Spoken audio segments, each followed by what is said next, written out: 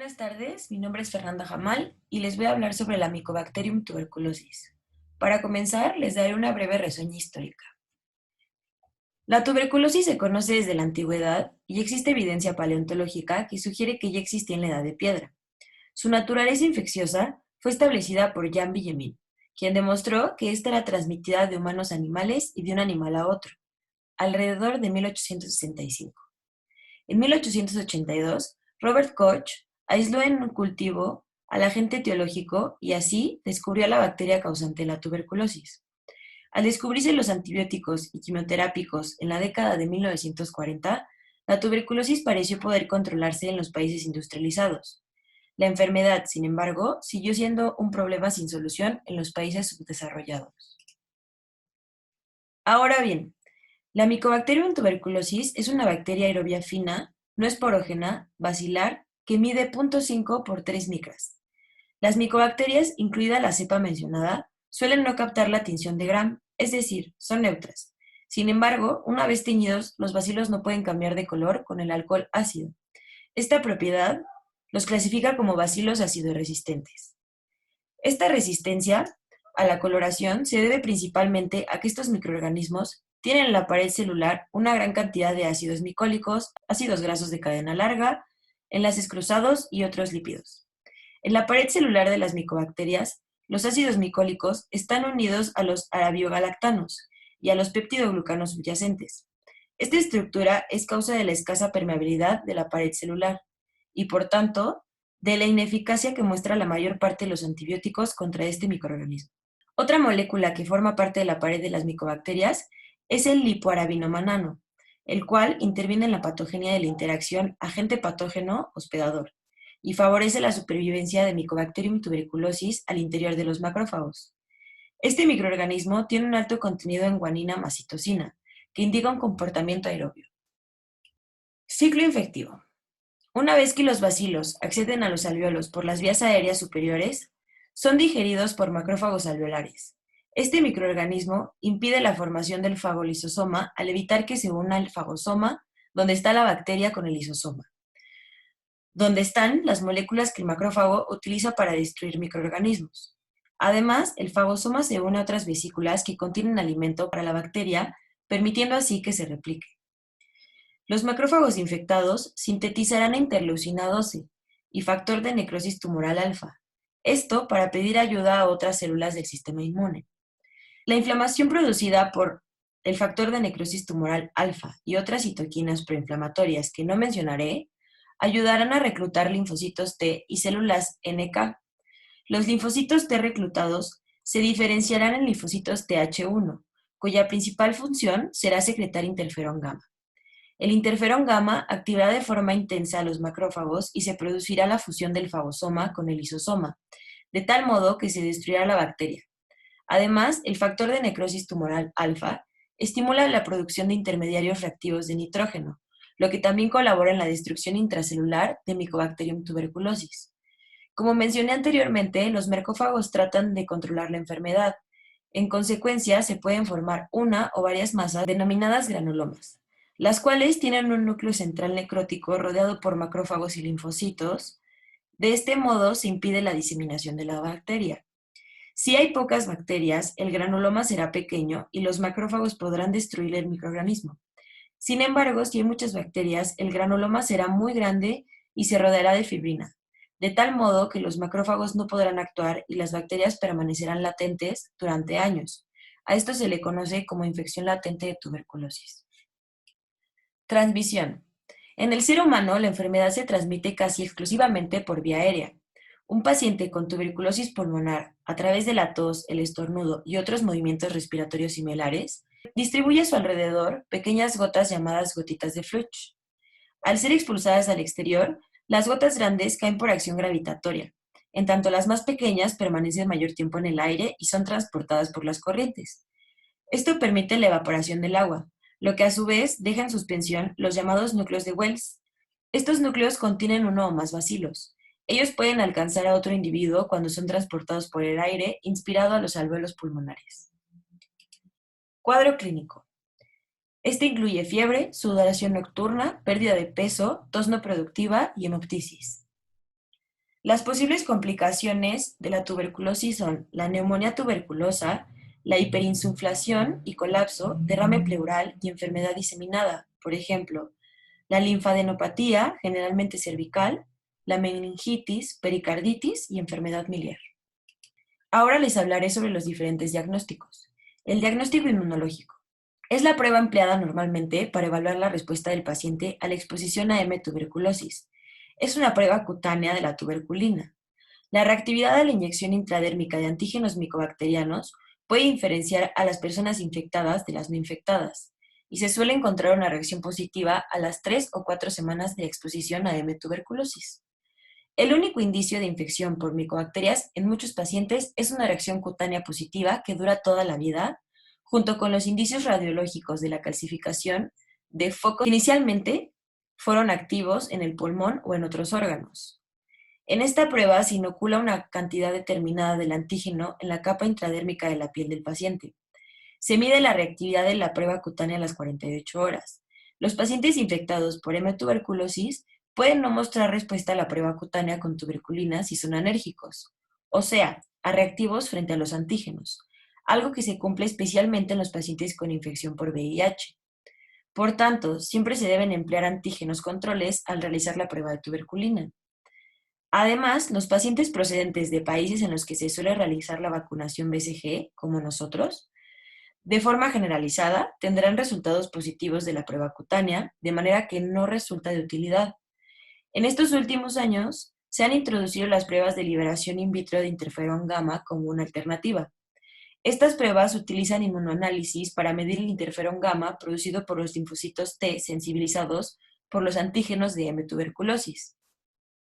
Si un individuo se hubiera infectado previamente por M-tuberculosis, la exposición de los linfocitos T sensibilizados de la sangre a antígenos específicos de este microorganismo condiciona la producción de interferón gamma.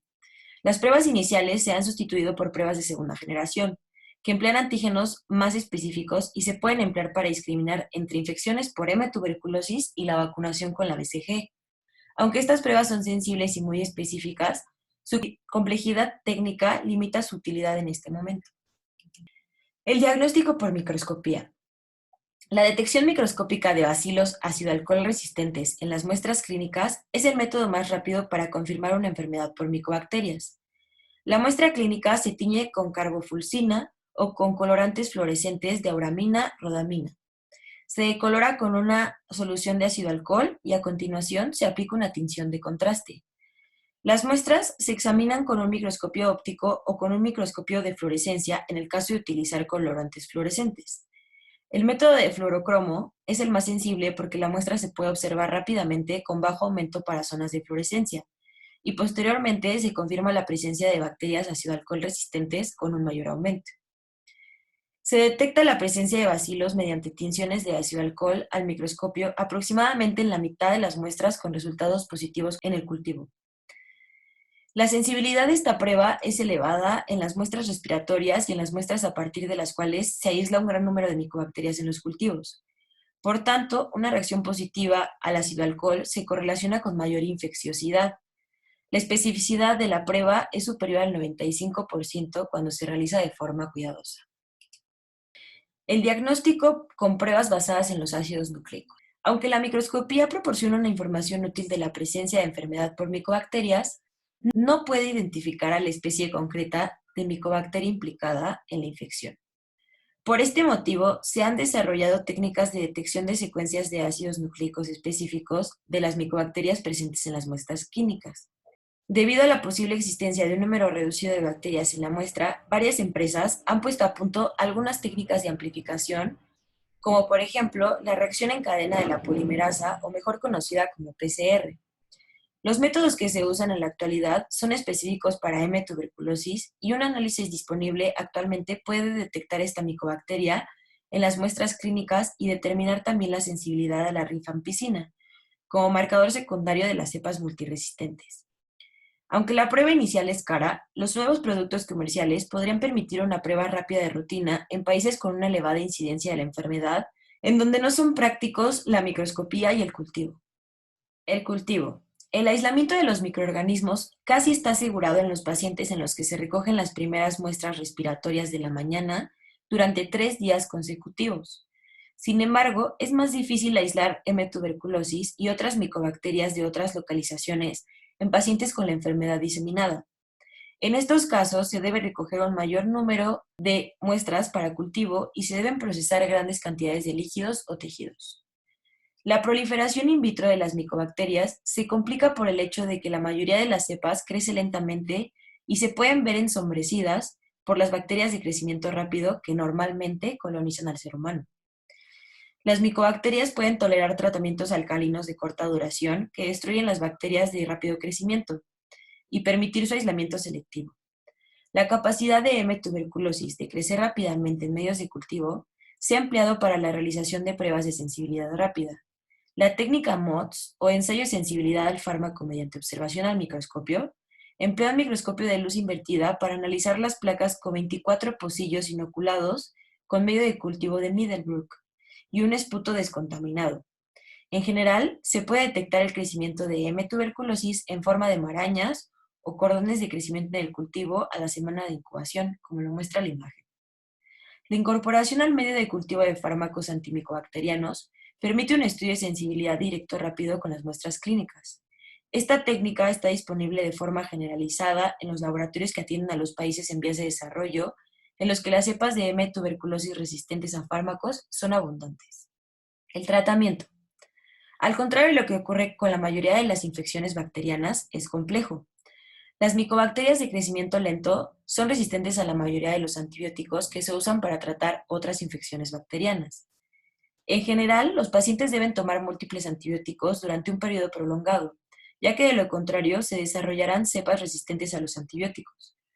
En 1990 se observaron los primeros casos de M. tuberculosis multiresistente en pacientes con SIDA y en personas sin techo. Aunque ha habido una disminución de las infecciones por estas cepas resistentes, su prevalencia está aumentando de forma espectacular en los países en desarrollo. Además, han aparecido nuevas cepas de M. tuberculosis resistentes, llamadas TB extremadamente resistentes, en la mayoría de las regiones del mundo. Estas cepas se definen como MDR-TB, que son resistentes a fluoroquinolonas y al menos a uno de los fármacos de segunda línea, puede ser intratables. Las diversas pautas terapéuticas que se han desarrollado para la tuberculosis sensible y resistente a fármacos son demasiado complejas para revisarlas de forma exhaustiva. Casi todas las pautas comienzan con 2 meses de isoniazida, etambutol, piracinamida y rifampicina y se siguen de 4 a 6 meses con isoniazida, rifampicina u otras combinaciones farmacológicas. Las modificaciones de estos protocolos terapéuticos vienen determinadas por la sensibilidad al fármaco del microorganismo aislado y la población de pacientes. La quimioprofilaxis. La American Thoracic Society y los CDC han estudiado varios regímenes profilácticos que se usan en pacientes VIH positivos expuestos a M. tuberculosis.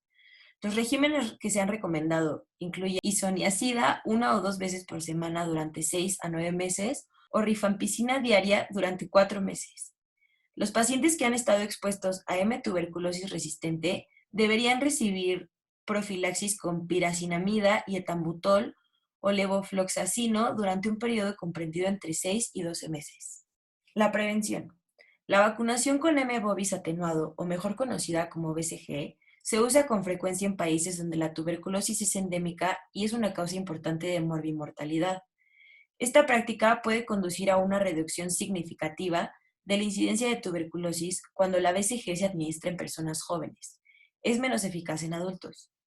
Desafortunadamente, la vacunación con BCG no se puede usar en sujetos inmunodeprimidos, por tanto, es improbable que sea útil en países con una alta prevalencia de SIDA, por ejemplo, África, o para el control de la extensión de la tuberculosis resistente a fármacos. La inmunización con BCG no se usa mucho en Estados Unidos ni en otros países en los que la incidencia de tuberculosis es baja. Un total de 1.4 millones de personas murieron de tuberculosis en 2019, entre ellas 208,000 personas con VIH. En todo el mundo, la tuberculosis es una de las 10 principales causas de muerte y la principal causa por un único agente infeccioso, por encima de VIH-Sida. Se estima que en 2019 enfermaron de tuberculosis 10 millones de personas en todo el mundo, 5.6 millones de hombres, 3.2 millones de mujeres y 1.2 millones de niños. En lo que va del 2021, se han reportado en México 1.711 casos de tuberculosis respiratoria, 1.103 en hombres, 608 en mujeres, 50 casos de meningitis tuberculosa y 374 de tuberculosis en otras formas. Y esto es todo por mi parte. Gracias por su atención.